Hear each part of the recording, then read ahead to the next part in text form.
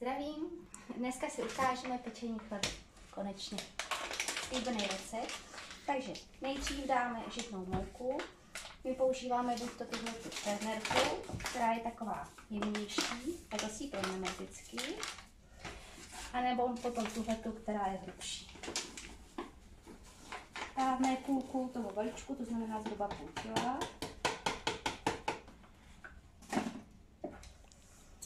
Pěkně si to tak rozmícháme, aby tam nebyly moc hrudky.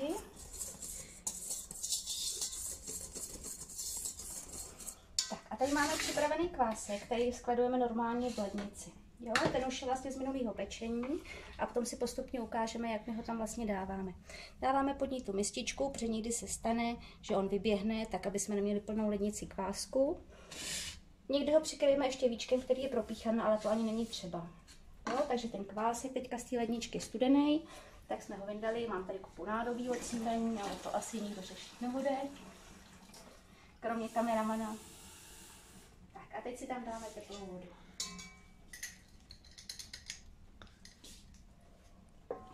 Jo, takže takhle to tam pěkně dáme, no to chce poměrně dost té vody. Důležitý je, aby byla teplá, ani ne horká, ani ne studená, prostě taková teplejší. Já to normálně dělám žící, já jsem si říkala, že vlastně nemám připravenou žící. Ale to nevadí, koukám, že to jde i tady metličko. Tak, pojď blíž, pane kameramane. A právě, jo, takhle ono je vidět, dali jsme tam dvě, teda zatím ne úplně plný. A je vidět, že to ještě bude chtít. Tou metličkou je to nejlepší to dělat. Někdo dělá ten kvásek hustší, někdo řidší, někdo ho dělá právě takhle, jakože je takhle hustý, ale my si ho děláme řidší. Já si myslím, že se s ním líp pracuje, když je řidší. Jo, takže my si tam dáme ještě jednu. Tak na konci videa bude i recept, ale je to orientační recept, jak je vidět, tak to děláme prostě jakoby od voka. Dáme tam radši míň, aby jsme to asi neměli moc řídký. Ono to jde, i když je to hodně řídký, ale pak to už není úplně takový. Mohlo by to být něco jako na lívance, takový těstíčko. A je tam teda akorát ta žitná mouka a ten kvásek, který je taky žitnej a který vlastně v lednici můžeme péct jednou za týden, můžeme péct každý den, ale maximálně ten kvásek bych tam nechala asi těch týden, maximálně 10 dní, díl bych ho tam nenechávala. To je lepší potom, když peče někdo méně často, tak aby si pek ze sušeného kvásku. No a takhle si myslím, že už jako je to dobrý. Jo, takováhle konsistence. Takže oťukáme. Tak a teď s tím uděláme to, že přikryjeme a necháme to někde na teple vyčinit. Tak, pak si ukážeme další fázi. Jo? Tak, teďka už nám kvásek vykynul. Podíváme se, jak to vypadá ten vykynutý kvásek. Jo, má takhle bublinky, šel nahoru. A my budeme chtít příště zase péct, takže my si ho schováme do ledničky. Právě do té sklenice, jak jsme začínali. Tak tam si odebereme, aby jsme měli na příští pečení.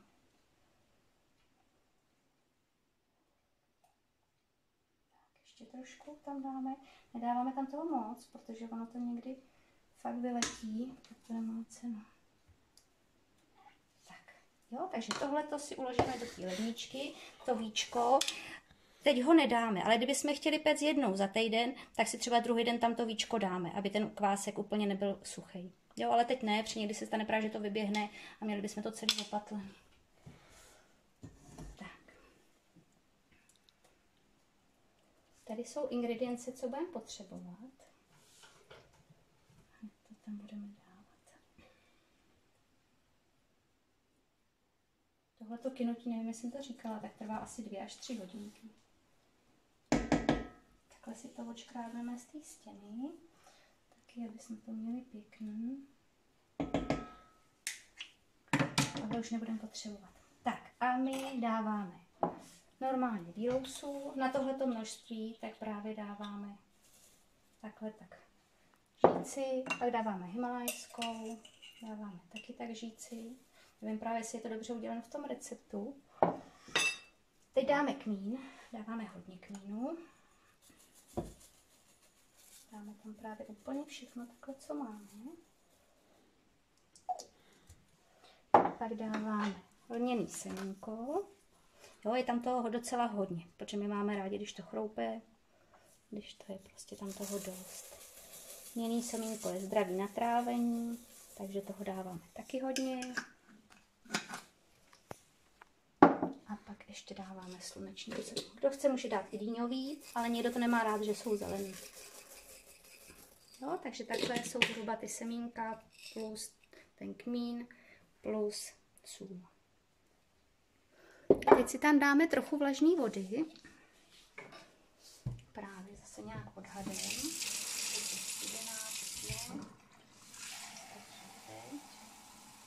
Kolik toho je? Pokaždé je to jinak. 2 deci, zhruba 2 deci, ale stejně možná ještě budeme přidávat, to se právě všechno uvidí. Tak a teď tady máme takovýhle pomocníka. Trošku si to takhle promítneme. Jo, vidíte, jak to je krásně, ten kvásek je krásně oživený. Dáme si to sem. Tak. A teď budeme vrčet. Teď to máme trošku teda připraven. A teď tam dáme celou hladkou mouku, pšeničnou. Podle mě je jedno, jaká se ta mouka dává, tahle je konkrétně zípu. Důležitý je, aby byla hladká, pšeničná. Dáme ji tam celou. A už teď je jasný, že tam budeme dávat ještě vodu. Tak zase zavrčíme. Můžeš když takhle tam nechat, jestli chceš takhle, jak se to pracuje.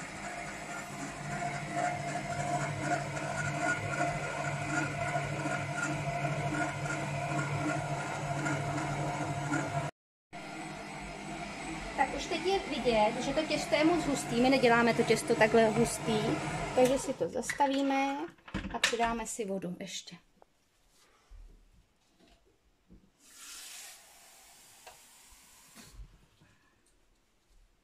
Tak tam máme asi 2,5 deci, tak uvidíme, nedáme to tam všechno.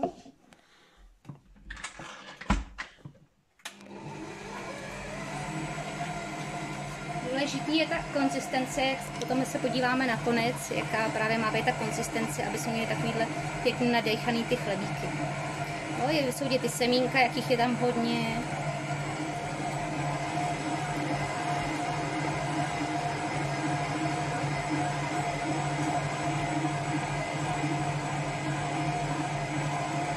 Necháváme to jenom na ten nejnižší stupeň, neděláme to moc rychle, nehoňme ten stroj, pěkně v klidu, protože je tam hodně té mouky.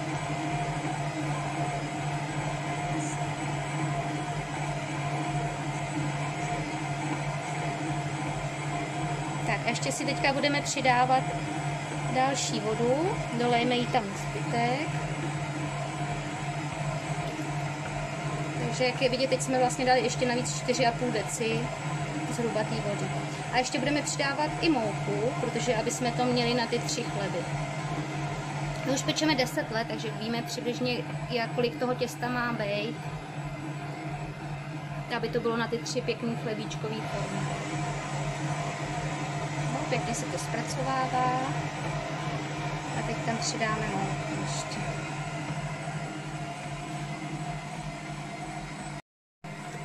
Takže si ho na chvilku zastavíme. Jo, a teď ho máme asi takhle, to těstíčko. A my si dáme ještě mouku. Jo, třeba bychom to právě měli na ty 3, tak už víme přibližně, kolik toho má být. Vždycky tam je minimálně 5 těch žic, ještě navíc. Vrchovatých, jo, hodně vrchovatých. Kolik jsem řekla? Teď mám 3. Teď mám 3, já jsem zapomněla počítat. 4. Tak a zase si to dopracujeme.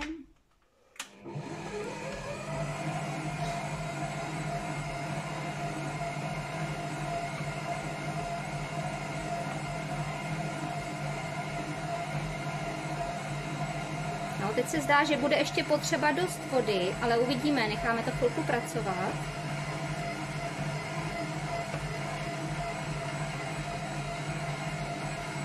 No, možná tam ještě trošku vody dáme, uvidíme. Ono je lepší počkat chvilku, než potom tam dávat moc té mouky nebo moc vody.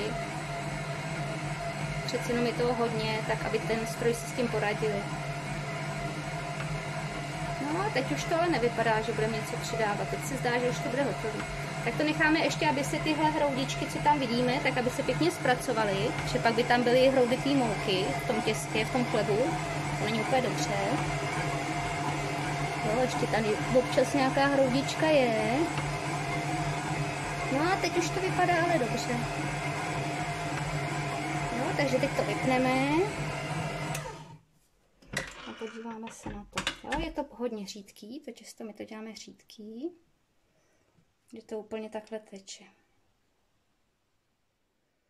Dřív jsme to dělali pevnější, že jsme to dávali na vál, ale ty chleby jsou potom zbytečně tvrdý. Takže teď to děláme takovýhle řídký. Tak, teď si tady sundáme to těstíčko. Pěkně.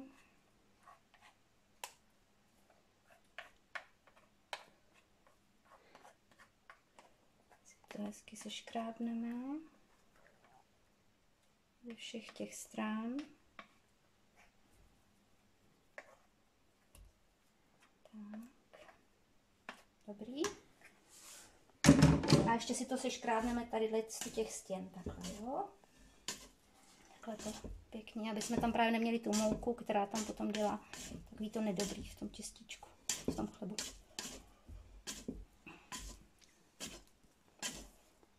Tak, takhle.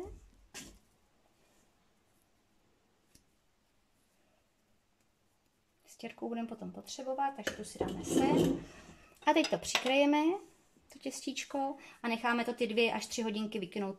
Uvidíme prostě, aby to bylo zhruba zarovnaný s tím kotlíkem. Jo, na teplém místě. Tak, to je všechno k té fázi. Tak. A teď, když máme takhle to těstíčko jakoby plný, když už to je pěkně vykynutý, můžeme se podívat zblízka, tak teď ho rozdělíme na 3 části a dáme ho péct. Pojď asi sem, takhle ke mně. My to děláme tímhletím, touhletou plastovou stěrkou. Nápověda. Tak, děláme to v těchhletěch, já se to položím, protože je docela těžký. Děláme to tady v těch skleněných chlebíčkových formách. Hezký chleba je sice kulatý, ale v těch se to pěkně propejká. Jsou ty formy jenom na chleba, na nic jiného nepoužíváme, takže nikdy nemyjeme, jsou prostě jenom od toho chleba. A ve spod máme pečící papír. Pečící papír, správně, pečící papír, aby se nám to nepřichytávalo. Jo? Takže teď to rozdělíme do těch 3. Jo, to těsto je poměrně jakoby řídký, takže právě my ho nebereme vůbec do rukou, že ho tam prostě takhle lejeme. Jo, zatím takhle míň, protože ještě si to pak doplníme, aby byly zhruba všechny 3 stejné. Už je to trošku nahřátý, ty formy i ten plech, ale nemusí to být až nějak moc. Neměli jsme to v troubě, máme to jenom tady na těch kamnech. Jo, a teď si to tam rozdělíme, aby to prostě bylo zhruba stejné. Máme je tam poskládaný takhle, že nám ta trouba peče nejvíc z té pravé strany. A potom vlastně si je budeme přehazovat v průběhu toho pečení. Ta teplota je z začátku docela dost vysoká.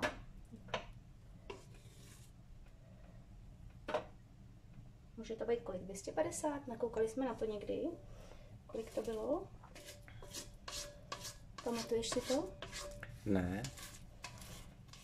Ale víc než 220, než ty klasické trouby. Protože jsme se o tom taky bavili, že ty klasické trouby že neudělají tak vysokou teplotu a potom ten chleba právě není takový pěkně vyskočený. Že je takovej spíš placetější. Tak, to tam pěkně dáme. Jo, takhle si to upravíme přibližně takhle ze zhora od těch stěn, aby byly takový mírný popečky. teď už na to trošku. No, jo, takový, aby to bylo takový hezký.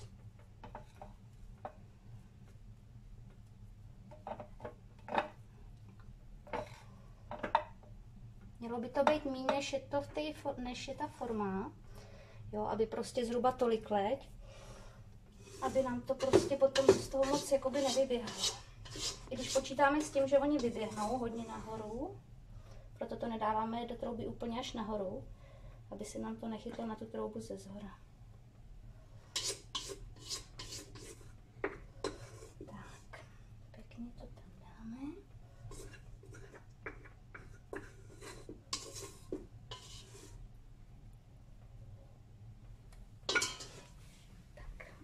Teď si to dáme, je to horký, není to horký? Není to moc horký, mohla bych to moc názít. Teď si to dáme do té rozpálené trouby. No, tak je to horký. Tak, dáme si to do prostředka. Důležité je, jak jsem říkala, aby to nebylo moc nahoře. A dáme si to takhle od sebe, aby se nám neslepily tyhle dva k sobě. No, takhle to tam dáme. Nedáváme žádný kastrůlek s vodou, nic. A zavřeme. Teď si to dáme na ten velký tah, zhruba těch 250 stupňů, plus minus. Ale hlídáme, důležitý, když právě topíme v těch kachlových kamnech, aby jsme to hlídali. Teď to tam necháme tak 10 minut, 4 hodiny a pak to stlumíme. Tak, to je všechno. Takže teď máme tady upečený. Trvalo to zhruba 1,5 hodiny, tyhle ty 3. A ukážeme si, jak jdou teda pěkně. Když jsou pěkně upečený, tak jdou pěkně vyndat. Kdyby nebyly upečený, tak by nešly z té formy. Tak. Takže takhle máme jeden.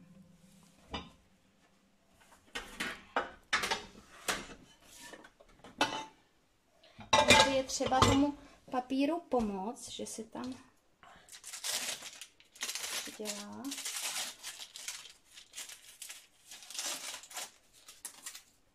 Zase pěkně krásně zvoní.